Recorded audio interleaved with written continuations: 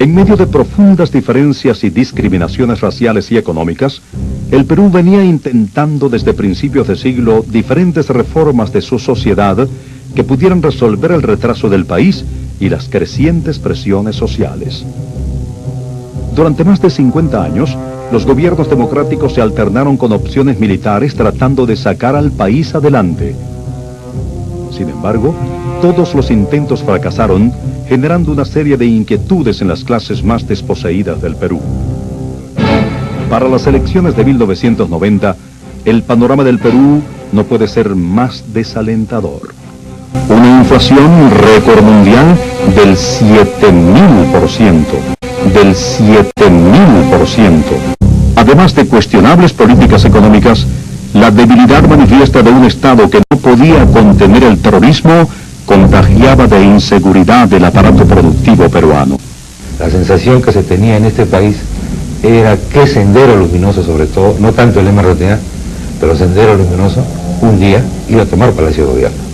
Abimael Guzmán, un antiguo profesor de filosofía en la zona andina de Ayacucho, inspirado en las ideas de Mao Zedong y las suyas propias, había fundado Sendero Luminoso, la más temible organización terrorista del Perú, nacida en mayo de 1980, con un claro objetivo. Crear una utopía andina que tiene matices camboyanos, que tiene matices polpotianos por el método que emplea, que es extremadamente terrorista, como nunca se había conocido.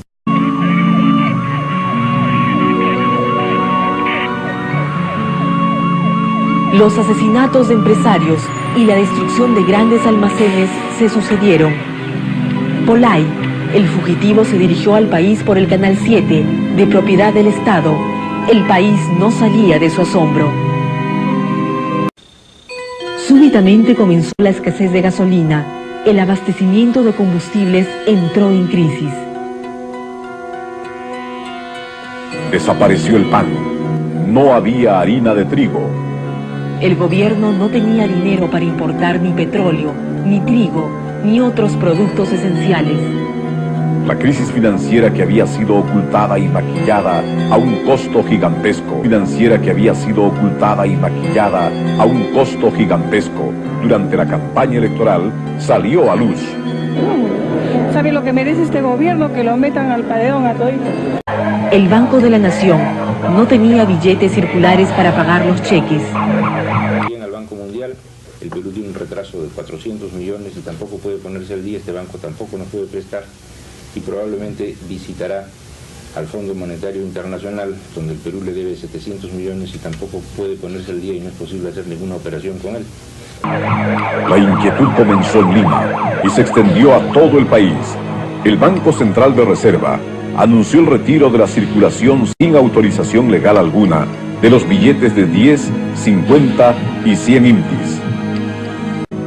Las reservas de divisas del Banco Central no solo habían desaparecido, eran negativas en 129 millones de dólares. La situación de las empresas estatales era muy delicada. Petroperú tenía un forado de 1.200 millones de dólares. El Banco Central de Reserva había hecho posible el despilfarro de 2.500 millones de dólares mediante los llamados dólares MU. El diario El Comercio editorializó con el título de El Quinquenio Perdido. Hizo un balance del régimen. Su crítica se sintetizó en 3 palabras: ineptitud, irresponsabilidad, arrogancia.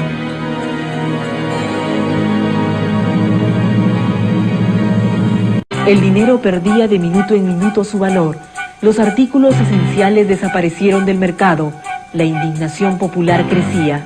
En esta casa vive una típica familia de clase media. Los señores López la construyeron con esfuerzo, pero han decidido venderlo todo y se van del país. Si seguimos como seguimos, esto se va a convertir como una Nicaragua. Para la señora López, el principal problema es el futuro de sus 4 hijos. Teme no poder educarlos ni alimentarlos. Desgraciadamente, este presidente se ha ido contra la clase media. Él cree que lo que la clase media ha conseguido ha sido, ¿qué? ¿Porque le cayó del cielo? No. Nosotros... Esta es la cola de la Oficina de Migraciones. Se calcula que cada mes entre 6.000 y 7.000 personas abandonan el Perú. Desde 1985, cuando asumió el gobierno el presidente Alan García, han salido 110.000 peruanos, 45.000 de los cuales estarían en los Estados Unidos. Muchos de ellos, jóvenes profesionales y estudiantes, a quienes la crisis económica no les augura futuro alguno. Acá la cosa está tan fea que no hay posibilidad de trabajo. No hay ni fósforo, ni velas, nada hay. No hay negocio, pues estamos mal. El presidente Alan García ordenó un aumento de sueldos del 45% y fijó el salario mínimo vital en 4 millones de inquis. Pero el Tesoro no tenía dinero. Los billetes llegaban por avión desde el extranjero para ser lanzados a la circulación. El diario Expreso, bajo el título de El sabotaje de Alan García, se vio precisado a decir: no hay en el Perú un peligro nacional más grande que el señor Alan García. Fujimori no había buscado pacto ni con el APRA, ni con partido alguno. La actividad política se había desplazado al Parlamento. Inexplicablemente el APRA tenía 55 diputados, es decir, casi un tercio de los votos. El presidente electo Fujimori salió al paso de los rumores. No habrá repartija de puestos públicos.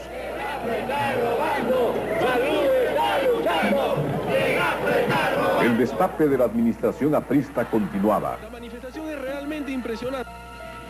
El gobierno aprista seguía inundando el país con billetes sin respaldo y nombraba miles y miles de nuevos puestos para la administración pública. El APRA nombró en 5 años a 300.000 nuevos empleados. En vísperas de la conclusión de su gobierno, el doctor Alan García pareció desatenderse del problema financiero. Según la empresa Cuanto, la inflación del mes de julio llegó al 93%, un verdadero récord mundial. Que se olvidan. Para el Fondo Monetario debería reducirse el consumo. Nosotros mantendremos el nivel del consumo. Para el Fondo Monetario habría que organizar toda la economía del país para pagar la deuda externa. Nosotros no pagamos la deuda externa. Hay que recordarse como prueba de que esta política económica sí dio resultados.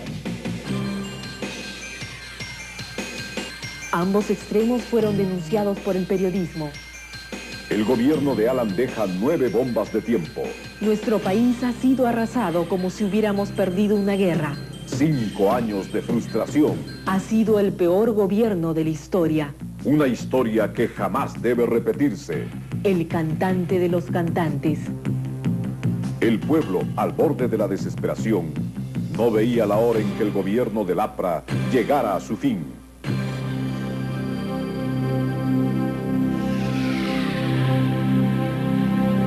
En estos momentos, la bancada del Frente Democrático empieza a chancar sus curolis en protesta por lo que han sido estos 5 años de gobierno aprista que han colocado al país en la peor crisis económica de su historia y en un ambiente de inseguridad por la violencia terrorista. El presidente García sonríe frente a ese gesto de la bancada de oposición,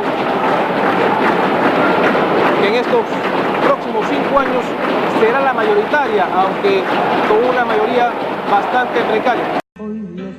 En 1990 debió ser elegido, según todos los pronósticos, Mario Vargas Llosa, respaldado por el Frente Democrático, Fredemo, formado por los 2 partidos tradicionales más fuertes, Acción Popular y el Popular Cristiano. Desde 2 años antes de las elecciones, nadie ponía en duda el triunfo de Vargas Llosa. Vargas Llosa contaba con el apoyo de los principales diarios, de los semanarios más influyentes, de todos los canales de televisión y de las estaciones comerciales de radio.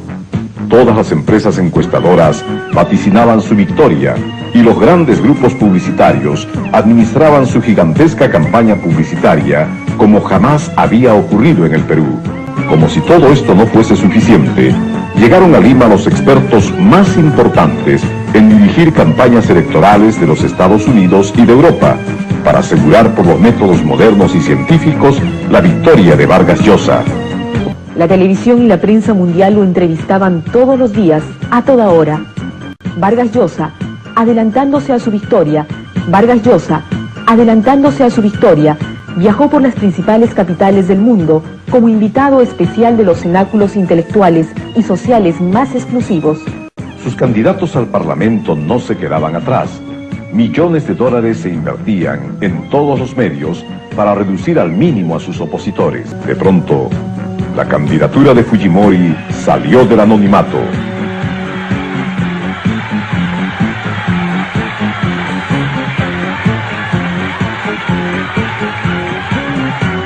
Despectivamente, fue Fujimori calificado por los políticos tradicionales como peruano de primera generación, de chino o de Licey, extraño a los círculos políticos tradicionales. Fujimori llegó a los pocos minutos al cuartel general de Vargas Llosa en el Sheraton para felicitarlo y para comprometerlo para la segunda vuelta. Creemos que por delante, para esta segunda vuelta que se viene, hay muchísimo que hacer, hay muchas ideas que confrontar. Vargas Llosa, ante las cifras del escrutinio, invitó a Fujimori a una reunión secreta esa misma noche. En esta ocasión, Vargas Llosa le ofreció su apoyo. Renunciaría a la segunda vuelta. Vargas Llosa le ofreció su apoyo. Renunciaría a la segunda vuelta para que, como ocurrió en 1985, el Jurado Nacional de Elecciones convalidara la elección de Fujimori. Más tarde, Fujimori concurrió a la casa de Vargas Llosa y rechazó la fórmula propuesta. Exigió cumplir con la Constitución e ir a la segunda vuelta. Vargas Llosa, que quería abandonar el país en forma inmediata, se mostró consternado. Sus partidarios estaban confundidos. El novelista se refugió en una playa y se sumió durante 10 días en el silencio.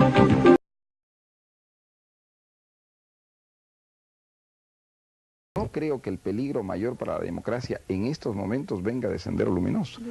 Yo creo que viene fundamentalmente de una tendencia autoritaria, de una tendencia semitotalitaria que ha aparecido en el seno del propio gobierno democrático. Eso es lo que me inquieta a mí muchísimo.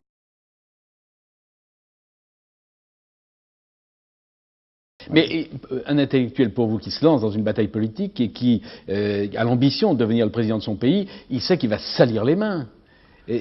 Oui. C'est difficile à accepter, oui, quand même pour l'intellectuel. C'est difficile à accepter. Et qui raconte, elle a rencontré tous ces tueurs, parce que moi je les appelle pas autrement, du sentier lumineux, et c'est absolument terrifiant ce qui se passe dans votre pays. Ce sont des fanatiques, hein. Oui. Ce ne sont pas tellement différents des fanatiques qu'il y a ailleurs. Hein. Oui, ils sont pas très nombreux. Ah bon? Ils font beaucoup de mal parce qu'ils sont des fanatiques et ils sont prêts à tuer et à mourir. Et alors on peut faire enfin beaucoup de mal. Hein. Very interesting country.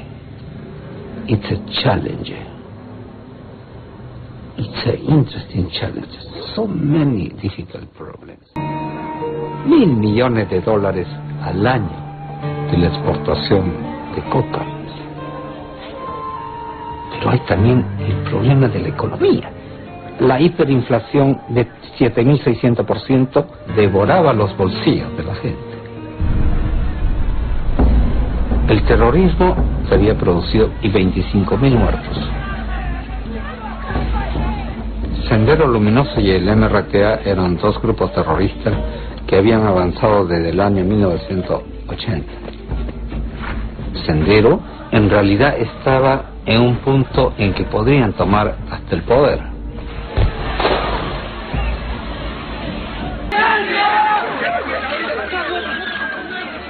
To them, it was crucial that the armed struggle would be used to just demolish all the social, moral, historical structures upon which the old order was built. They saw themselves as the torchbearers of war. Adam L. Guzman, philosophy professor turned Maoist revolutionary, founded the Shining Path in 1980 to wage a communist revolution for the poor. In its 12-year war against the government, the Shining Path is responsible for over 35,000 deaths. pero la gente entendía lo que decía Sendero. Nadie.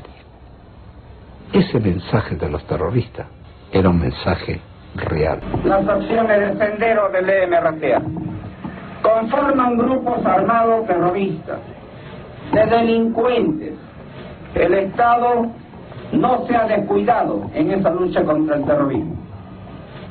Por eso estamos ahora ofreciendo $500,000 a quien entregue a Abimael Guzmán Reynoso. Desde el primer día, él tiene las cosas muy claras. No se va a negociar con el terrorismo.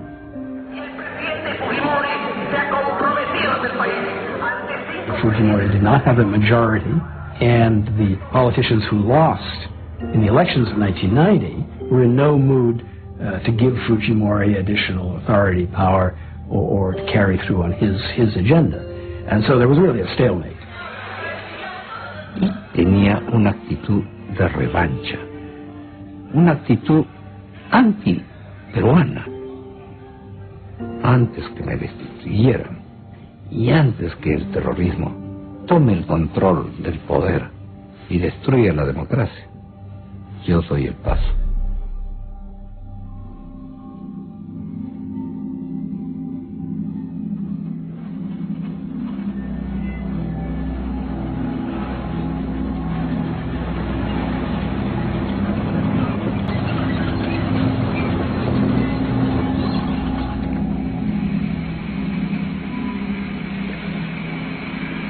Como presidente de la República, he constatado directamente todas estas anomalías y me he sentido en la responsabilidad de asumir una actitud de excepción. Prensa, compadre. Primero, disolver temporalmente el Congreso de la República. ¿Cuál es la orden, jefe? ¿Puede estar un senador? ¿No se puede? ¿Puede estar los senadores? Segundo, reorganizar totalmente el Poder Judicial. ¿Han requisado la edición? ¿Han requisado la edición, señor? ¿Cuál es la orden? ¿Cuál es la orden, por favor? ¿Cuál es la orden? Necesito saber, por favor, dígame usted. ¿Usted trabaja en el comercio, señor? ¿Usted trabaja en el comercio? El gobierno tomaba el control, incluyendo el Congreso, pero repito, temporalmente, porque precisamente había que aprobar urgentemente las leyes antiterroristas que no salía del poder legislativo.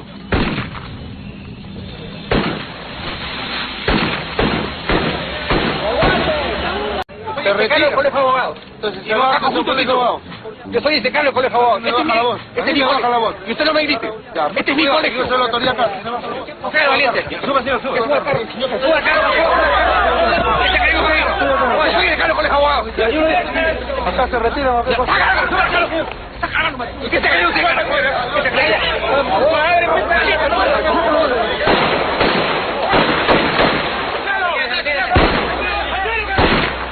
Yo como periodista rechacé llegar a mi canal y verlo tomado por los militares. Sin embargo, obtuvo, según las encuestas, más del 80% del respaldo. Until then, he rules by decree and enacts a series of harsh anti-terrorism laws. Montesinos traía sugerencias sobre modificaciones de leyes para hacer más efectiva la lucha contra el terrorismo. No, pero o sea, mostraba esta eficiencia y cumplía.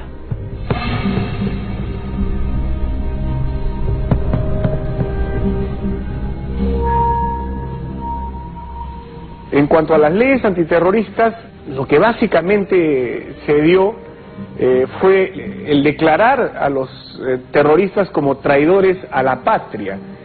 Pasaban a ser denunciados ante los fueros militares, con jueces encapuchados, sin rostro.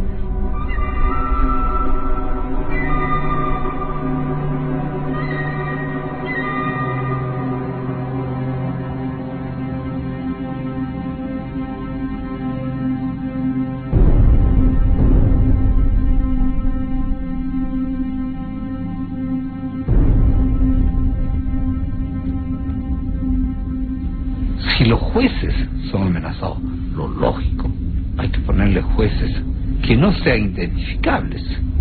Y es entonces que se abren las cortes militares. No hay más que dos opciones, dos alternativas. O dejamos que estos terroristas continúen con los ataques, o de alguna forma lo controlamos y obtenemos la paz.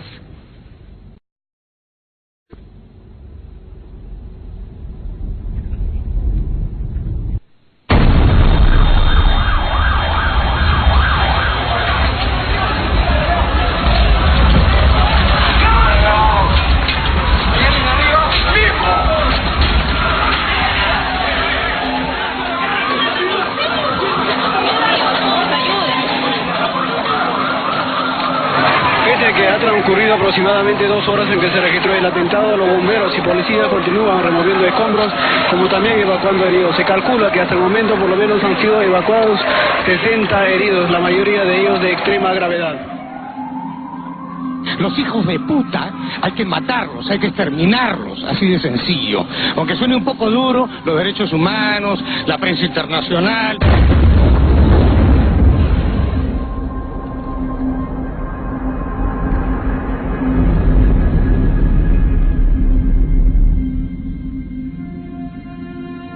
Lo que hemos visto en Tarata, creo ahí también se da un punto de quiebre.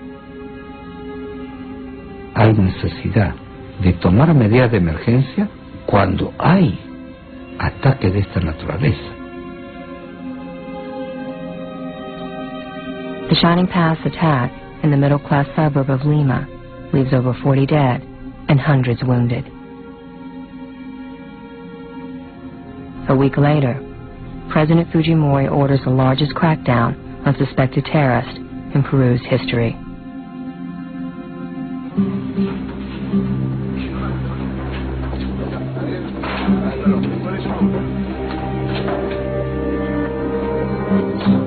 Yo creo que hay una noción de bien común, una noción de solidaridad entre los seres humanos que obliga a que los individuos renunciemos a alguna parte de nuestros derechos.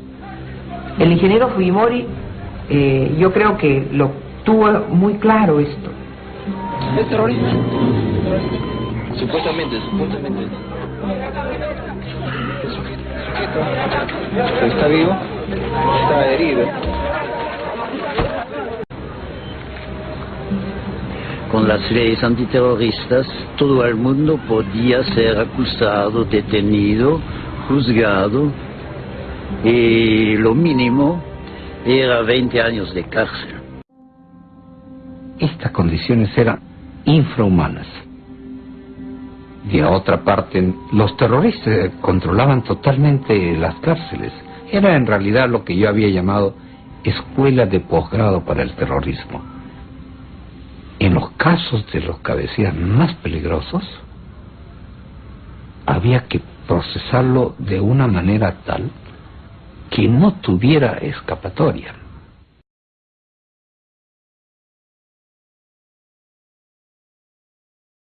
El mundo lo que tiene caja, así es.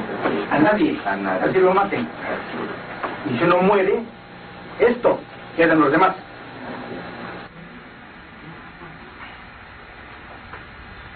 ¿Qué hubiera pasado si es que no se tuvieran las leyes antiterroristas severas? Probablemente Abimael Guzmán se hubieran acogido a las leyes anteriores al 5 de abril 92. Eso quiere decir que después de unos 6 a 8 años estarían libres nuevamente.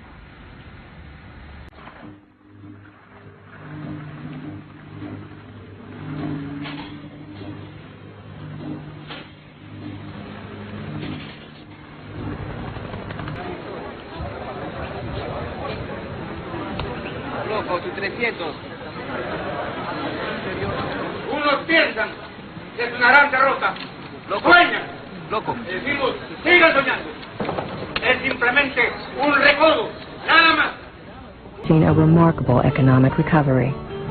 The export industry is booming, and foreign investors are flocking in. with many Shining Path and MRTA rebels imprisoned or dead, it looks as if Fujimori is winning his war on terror. El terrorismo, lo primero que ha quitado es eso. Era un país antiguamente en la cual no se podía manejar, todo era...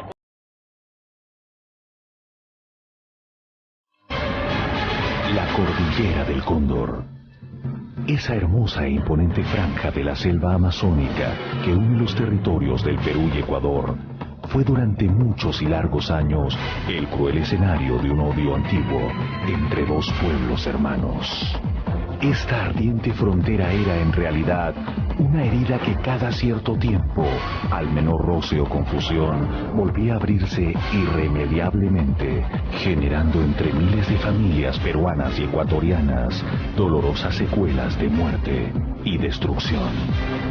1941, tiempos de guerra en todo el mundo. Perú y Ecuador toman el mismo camino. Una vez más, por la falta de demarcación en la frontera, nuestros ejércitos se enfrentan iniciando la penosa guerra del 41, que lamentablemente nos puso frente a frente en terribles y dramáticas batallas. Para lograr detener la guerra intervinieron Brasil, Argentina y Estados Unidos. El 31 de julio del 41 se logra el cese de fuego. 29 de enero de 1942 se firma el Protocolo de Río de Janeiro. Posteriormente, 3 días de Aguiar daría el fallo final para la delimitación definitiva de nuestra frontera, dando paso a la colocación de los hitos que llegó a durar 7 años antes que se detuvieran, cuando solo faltaban 78 kilómetros por demarcar. Desde ese momento viviríamos en medio de un conflicto permanente. 1981, las hostilidades llegan a un punto crítico.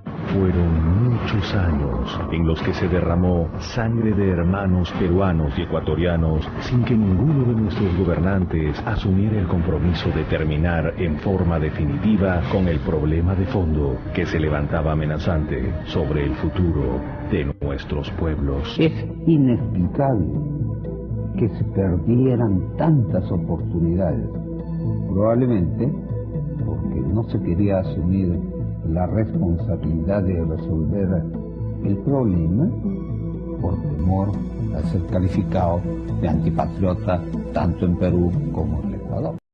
El comando de las Fuerzas Armadas me informan que las tropas se encuentran frente a frente. La situación se tornaba explosiva. Un conflicto total podía estallar en cualquier momento. Era un grave y peligroso problema, pero consideré que era un nuevo reto. Y le dije a mi hija Keiko, tenemos que evitar esta guerra a toda costa. Para enfrentar este nuevo reto, estaba decidido a romper con todos los esquemas y llegar a la paz definitiva con el Ecuador. Finalmente, el viernes 23 de octubre los países garantes emitieron su histórica decisión. Tanto en Lima como en Quito, los cancilleres dieron pública lectura al documento. El presidente Fujimori recibió el tan esperado fallo con su Consejo de Defensa. Mientras tanto, en Quito, un emocionado Yamil Maguad aceptaba la propuesta en una emotiva ceremonia en la que el ministro de Defensa, Jorge Gallardo, no pudo contener las lágrimas. Y a partir de la firma de este tratado, que se hará el día lunes próximo en Brasilia, vamos a empezar a ejercer la paz en ambos países y esperemos que para siempre. Muchas gracias.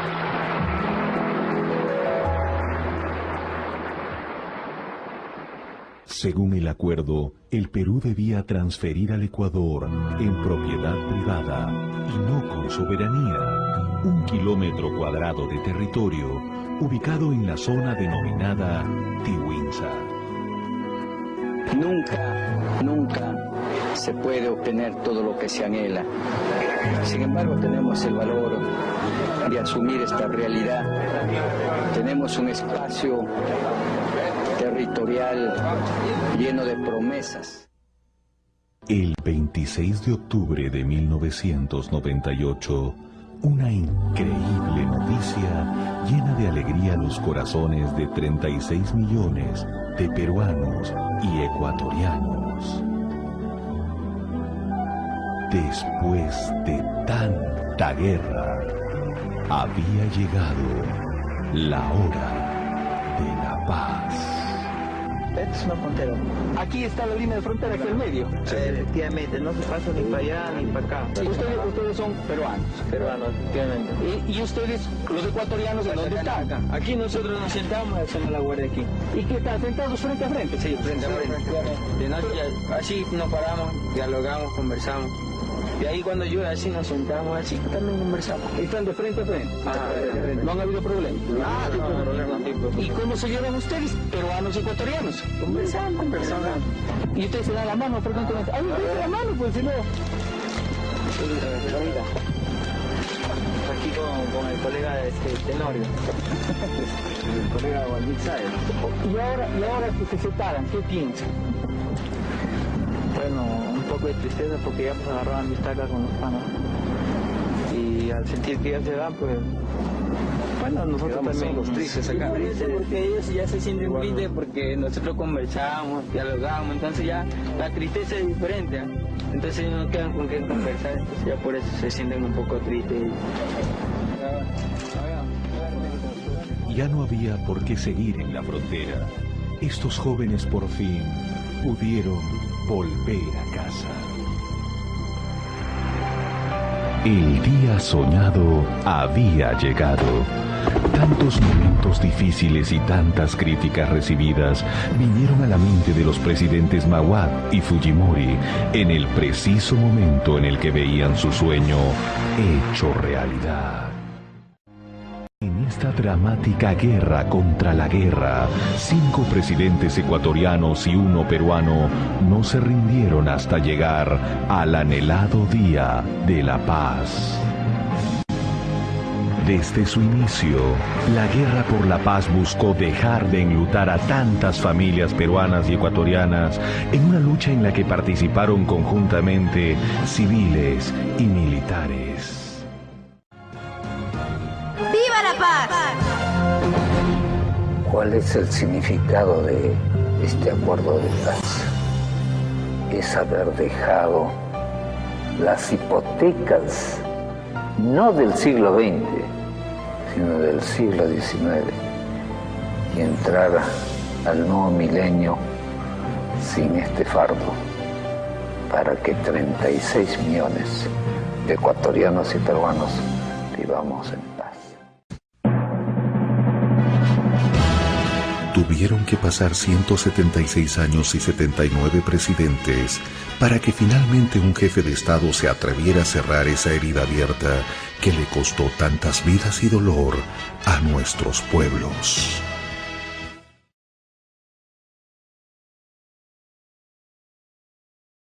Hay que darle 5 años más porque en ningún país se ha visto que un presidente en 5 años lo va a lograr al Perú.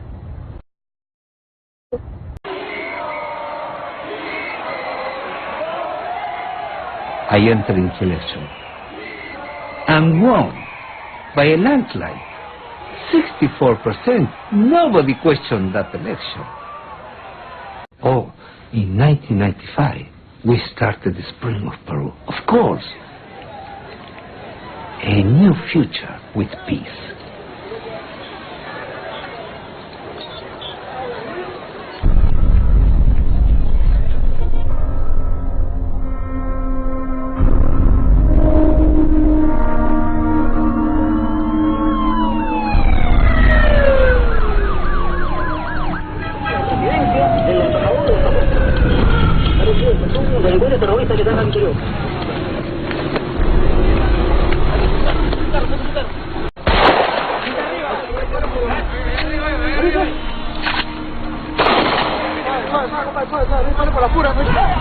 Estábamos en el jardín bajo un toldo grande y de pronto una explosión muy fuerte y de pronto entran un grupo numeroso de personas diciendo que eran del MRTA,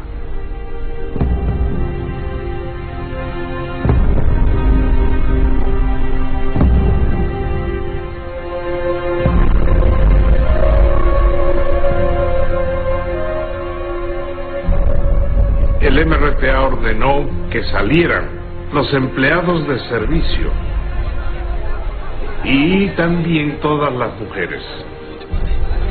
¿Sabían los del MRTA que la madre de Fujimori estaban allí? No lo sé. Mi madre ahí siendo liberada, para mí fue un gran alivio, porque no sabía cómo reaccionaría el MRTA frente a ella. Señora, ¿lo trataron mal? No, por favor, sin comentarios, ¿ya?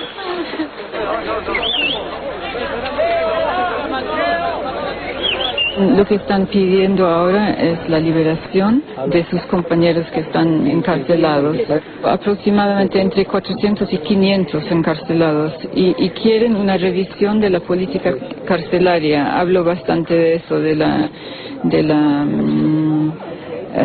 la política carcelaria irracional que busca en la práctica el aniquilamiento físico y mental de los prisioneros. Esperaban un contraataque de la Fuerza Armada en cualquier momento. Pero nada pasó. Solo el silencio de la noche y la angustia que todos teníamos por nuestras vidas y por nuestras familias y por el país. Nunca imaginé que iba a durar más de 4 meses.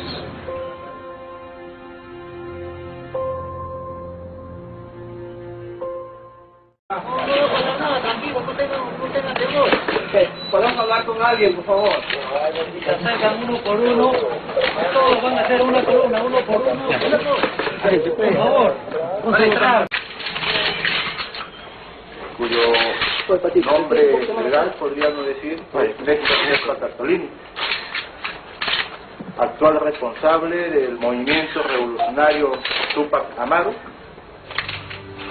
Eran jóvenes que no tenían educación, que no habían recibido las oportunidades económicas, sociales, que nosotros sí teníamos. Había un joven del MRTA que parecía analfabeto, y un rehén le dijo: ¿lo has leído ya? Y él dijo: lo he visto, pero no sé qué dice, no puedo leer. Qué pena que no supiera leer, pero sabía muy bien disparar con el arma que tenía. The MRTA was by then an organization that was in its last throes, and at that point what they wanted was to abandon the war path and to get into legal politics. Imaginó y estaba convencido de que Fujimori iba a aceptar el chantaje. Se equivocó. Bueno, la demanda no era que liberara solamente a algunos camaradas, quería que liberara a los 460 presos del MRTA, a la totalidad. Yo me opuse de plano. Era obvio, ahora lo podemos ver, que Fujimori y el gobierno estuvieron trabajando por 2 vías paralelas. Era obvio que al mismo tiempo que usaban al cardenal para una salida que hubiera sido razonable, estaban preparando la salida militar. ¿Qué ocurre si esta negociación fracase? Corre el riesgo la vida de cientos de personas. Pero desde un comienzo yo tuve en mente que debía tener un plan alternativo. Yo digo, pero ¿por dónde poder entrar? Y sin que sea sorprendido por los separatistas. Digo, el razonamiento lógico es, bueno, por el subsuelo.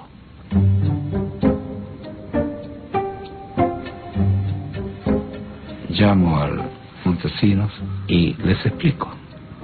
No una operación de tipo militar tradicional, sino utilizar estas técnicas de ingeniería y ahí colocar los explosivos y sorprender a los terroristas.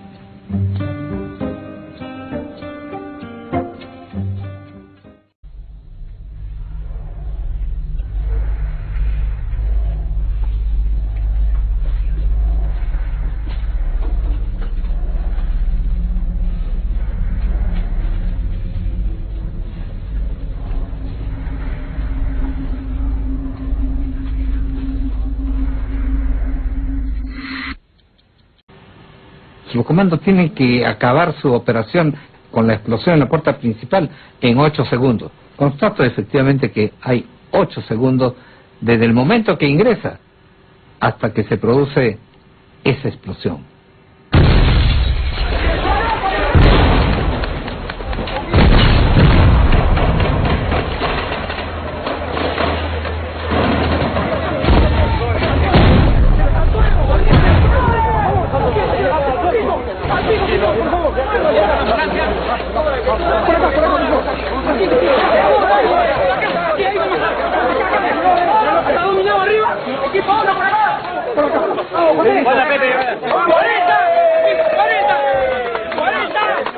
Señores, voy a contar, por favor.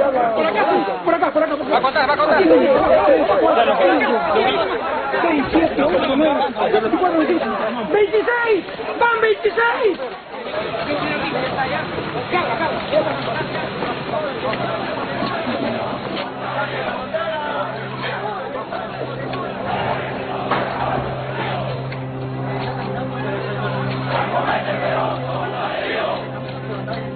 All but one of the 72 hostages survives.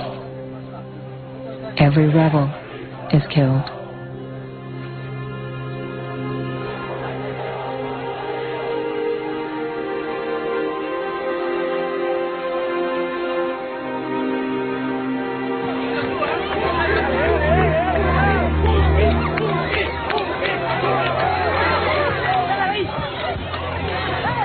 Señores, en el Perú no vamos a aceptar el terrorismo.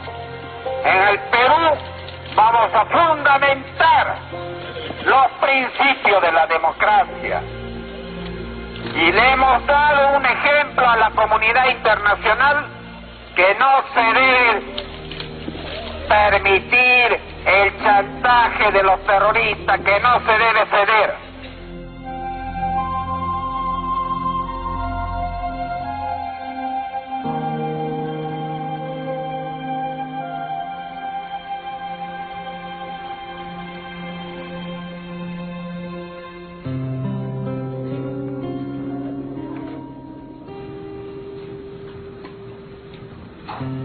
The way Fujimori handled it was greeted as a model of how to deal with terrorists.